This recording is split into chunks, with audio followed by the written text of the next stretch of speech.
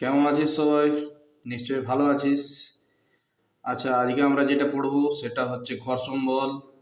ঠিক আছে, ক্লাস 8-এর পরিবেশ ও বিজ্ঞান বইয়ের 4 থেকে 6 নম্বর পেজ। ঠিক আছে, খুলে দেখে নে একবার বইটা। যাই হোক, তো ঘর্ষণ বল কাকে বলবো আমরা? আমি একটু প্রথমে বুঝিয়ে দিই যে মনে কর দুটো সারফেস, এই একটা সারফেস। আচ্ছা, আমরা যে সারফেসগুলো দেখি সেটা যেরকম মসৃণ দেখি সেটা কিন্তু অরিজিনালি সেরকম মসৃণ না। আমি আগের দিন যেরকম মাইক্রোস্কোপ পড়ালাম না, তো মাইক্রোস্কোপ দিয়ে কোনো যদি সারফেসকে দেখি বা তলকে দেখি, সেই তলগুলো কিছুটা এরকম আবড় খাবড় হয়। কীরকম হয়? এরকম। তো উপরের তল, একটা তলের উপরে আরেকটা তলকে যদি রাখি, যে কোনো বস্তুর আরেকটা তল, তো কি হয়? এবারে মনে কর আমি এই যে দুটো বস্তুর তল, এই একটা বস্তু তাকে একটা টেবিলের উপরে রাখলাম। তো এই যে সারফেসটা, এই সারফেসটা তো কমপ্লিট মসৃণ না। সেটা যখন মাইক্রোস্কোপে দেখবো তখন কিছুটা এরকম দেখাবে। তো আমি যদি এইটাকে এদিকে ঠেলবার চেষ্টা করি, তখন এই যে নিচের তলটা, এই নিচের তলটা তার উল্টো দিকে একটা ফোর্স দেয়। এইটাকেই বলা হচ্ছে ঘর্ষণ বল। ঠিক আছে, কেন দেয় না? এই যে দেখ, এইটা উপর খাবড়, তাহলে এই নিচেরটা উপর খাবড়, এই দুটো লক হয়ে যায় অনেক সময়। ঠিক আছে, তো যখন লক হয়ে যায় তখন কি করবে? একে এদিকে দিয়ে যদি আমি মনে করি এই যে লকটা আছে, এই এদিকে ঠেলতে চেষ্টা করি, তখন এই যে এই নিচের পোর্শনটা আছে ও এদিকে বাধা দেবে। ওকে যেতে বাধা দেবে কিনা? যেমন দুটো চিরুনিকে উপরে চিরুনি একটা রেখে নিচে একটা চিরুনি দিয়ে ঘষলে কি হবে? ওটা কড়কড় কড়কড় আওয়াজ ওঠে, দেখবি। তো সেটা বাধা দিবে কিনা? আরেকটা ঘষতে বাধা দিবে, যেতে বাধা দিবে, কেননা একটার সঙ্গে আরেকটা লক হয়ে যাচ্ছে। ঠিক আছে, তো সেই জিনিসটাই এখানেও ঘটে। যাই হোক, তাহলে আমরা দেখে নিই যে ঘর্ষণ বলের সংজ্ঞা কি হতে পারে। ঠিক আছে, ঘর্ষণ বলের সংজ্ঞা কি হতে পারে এটাকে আমরা ক্লিয়ার করে দিই। তারপরে আমরা দেখি যে ঘর্ষণ বলের সংজ্ঞা কি হতে পারে। ঘর্ষণ বলের সংজ্ঞা, আচ্ছা, ঘর্ষণ বলের সংজ্ঞা কি বলছে না, কোনো তলের, আমি বললাম কোনো তলের উপর স্থির অবস্থায় থাকা একটা বস্তু স্থির আছে। কোনো তলের উপরে একটা স্থির বস্তু আছে, পেনটা নিয়ে নিই। একটা স্থির বস্তু আছে আর সেটার একটা তলের উপর রাখা আছে। তাহলে কি বলছে? কোনো তলের উপর স্থির অবস্থায় থাকা কোনো বস্তু যখন ওই তলের উপর দিয়ে চলতে শুরু করে বা চলার চেষ্টা করে, ঠিক আছে, শুরু করে, এটাও কিন্তু মাথায় রাখতে হবে যে শুরু করে বা চলার চেষ্টা করে, তার মানে মুভমেন্ট চালু করতে চেষ্টা করে বা মুভমেন্টে আছে। ঠিক আছে, গতি অবস্থায় আছে বা গতি করবার চেষ্টা করছে। ঠিক আছে, গতিতে আসবার চেষ্টা করছে।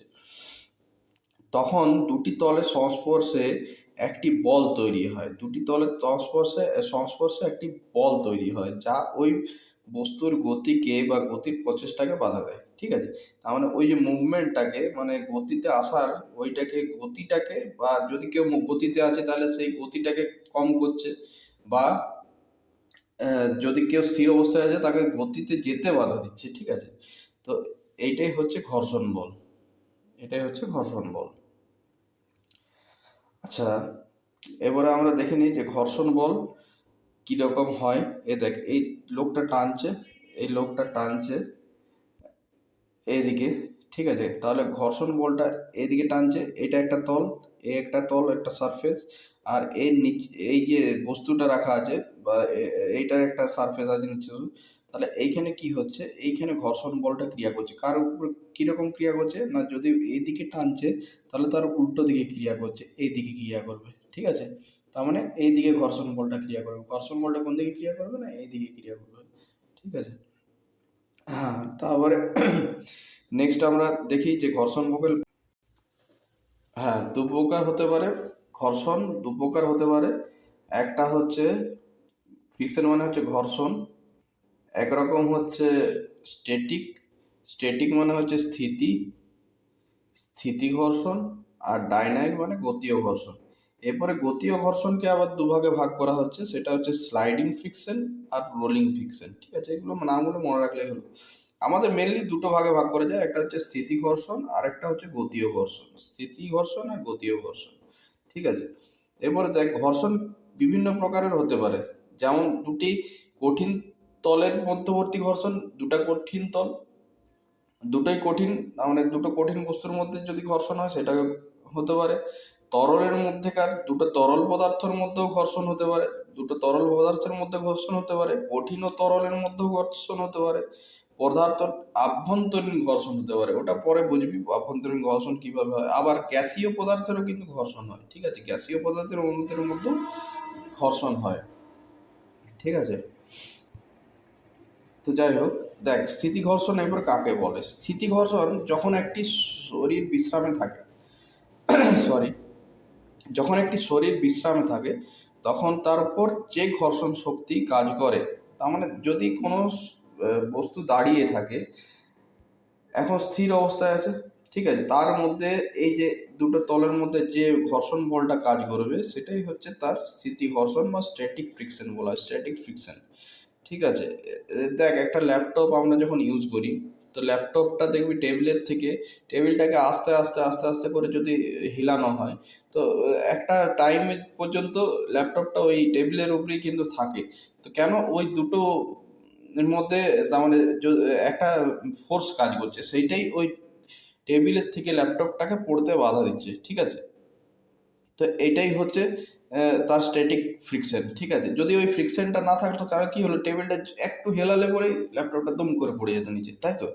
কিন্তু সেটা তো হয় না, সেটা একটা টাইম পর্যন্ত যায়, এরপরে সেইটাকে বলা হয়, সেটাকে কি বলা হচ্ছে, সেটাকে স্থিতি ঘর্ষণ বলা হচ্ছে, স্থিতি ঘর্ষণ বলা হচ্ছে। আরেকটা উদাহরণ আমরা কি দিতে পারি, ক্রামবোর্ডের, ক্রামবোর্ডের একটা গুঠিকে দেখবি, যদি আমরা স্লিপ না থাকে, তাহলে আমরা কি করি, তার উপরে পাউডার ছড়ি, যাতে ওই ফ্রিকশনটা, ওইটাই ঘর্ষণটা, ওই ঘর্ষণটা ক্রামবোর্ডের ভিতরে কমে যায়, ঠিক আছে। তার জন্য কি হয়, ভিতরের যে ইয়েগুলো আছে, ওই ক্রামবোর্ডের যে গুঠিগুলো আছে, সেই গুঠিগুলো যাতে ঠিকঠাক যেতে পারে, ঠিক আছে, মুভমেন্ট হয়। তাহলে ওইখানে যতক্ষণ না ল্যাপটপটা পড়ছে একটা লিমিট আছে, তাহলে ওইটাকে আমরা কি বলে, ফ্রিকশন লিমিটও বলতে পারি। তাহলে ওই একটা লিমিটের পর কিন্তু ওই ল্যাপটপটা টেবিল থেকে পড়ে যাবে, এটাকে হচ্ছে লিমিট ফ্রিকশন বলা হয়, লিমিট ফ্রিকশন বলা হয়, ঠিক আছে। এটা মনে রাখবে, যখন বড় হবি বা আপার ক্লাসে যাবি তখন এগুলো পড়তে হবে আমাদেরকে। গতি ঘর্ষণ, এবার গতি ঘর্ষণ ওটা স্থির অবস্থায় থেকে পরে যে ফ্রিকশনটা হচ্ছে, আর গতিশীল অবস্থায় থাকলে পরে যে ফ্রিকশনটা হচ্ছে সেটা হচ্ছে, যেমন গাড়ির চাকা, যখন গাড়ি রোডের উপর দিয়ে যায় তখন কি হয়, যে গাড়িটা একটা ফ্রিকশন অনুভব, তাহলে তো গাড়িটা চলতেই পারবে না, গাড়িটা ফ্রিকশন হয় বলেই তো সামনের দিকে এগিয়ে যায়, গাড়িটাকে রোডের সঙ্গে একটা ফ্রিকশন হয় বলেই সামনের দিকে এগিয়ে যায়। যদি ফ্রিকশন না হয়, যদি মনে কর যেমন বরফের এলাকাতে হয়, ফ্রিকশন লেস হয়ে যায় বা স্কিড করে যায়, বরফের এলাকাতে কি হয়, যখন ফ্রিকশন কম থাকে তখন কি হয়ে যায়, গাড়িটা স্কিড করে যায়, তখন ব্রেকও নেবে না, কিছুই না। আমরা এইখানেও দেখতে পারি, আমাদের এখানে কি হয়, যখন কোনো কাদার রাস্তায় যাই, তখন বাইক চালাচ্ছে কেউ, দেখবে স্কিড করে পড়ে গেল, ওই যে স্কিডটা হচ্ছে কেন, তার সেখানে ফ্রিকশন নেই বলে, ফ্রিকশনটা কম হয়ে গেছে বলে গাড়িটা স্কিড করে যায়, ঠিক আছে।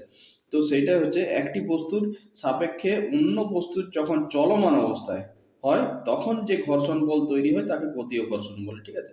আর এগুলো একটু দেখে নিতে হবে, রোলিং ফ্রিকশন, ওই যে গতীয় ঘর্ষণেরই দুটোর অংশ হচ্ছে, একটা হচ্ছে আবর্ত ঘর্ষণ বা রোলিং ফ্রিকশন, আরেকটা হচ্ছে পিছলানো ঘর্ষণ বা স্লাইডিং ফ্রিকশন, ঠিক আছে, পিছলানো ঘর্ষণ বা স্লাইডিং ফ্রিকশন, এই দুটো একটু পড়ে নিবি পজ করে ভিডিওটা।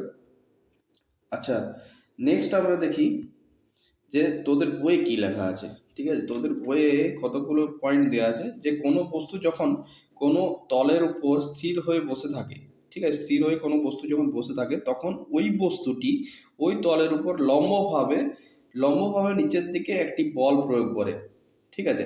একটা বস্তু আছে, এক মিনিট, আমি একটা খালি পেজ নিয়ে নিই। আচ্ছা, এখানে দেখি একটা বস্তু আছে,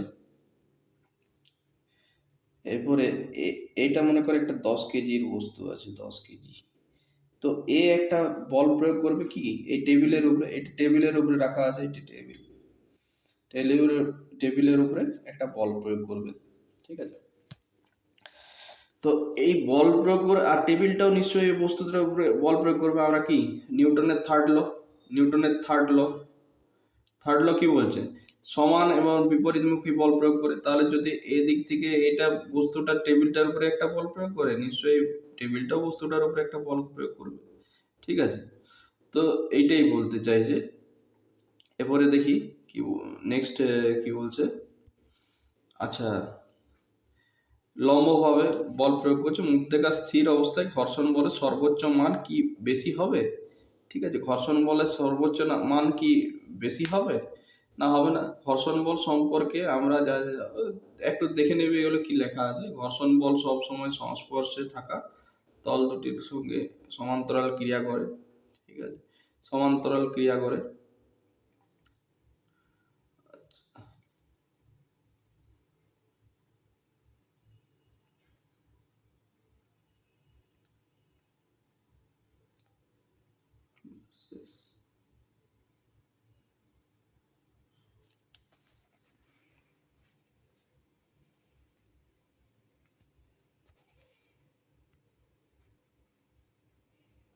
বাস আজকে এইটুকুই ছিল। এরপরে আমি পরে আবার বল নিয়ে আসবো, বল কাকে বলে। বাস এইটুকুই ছিল।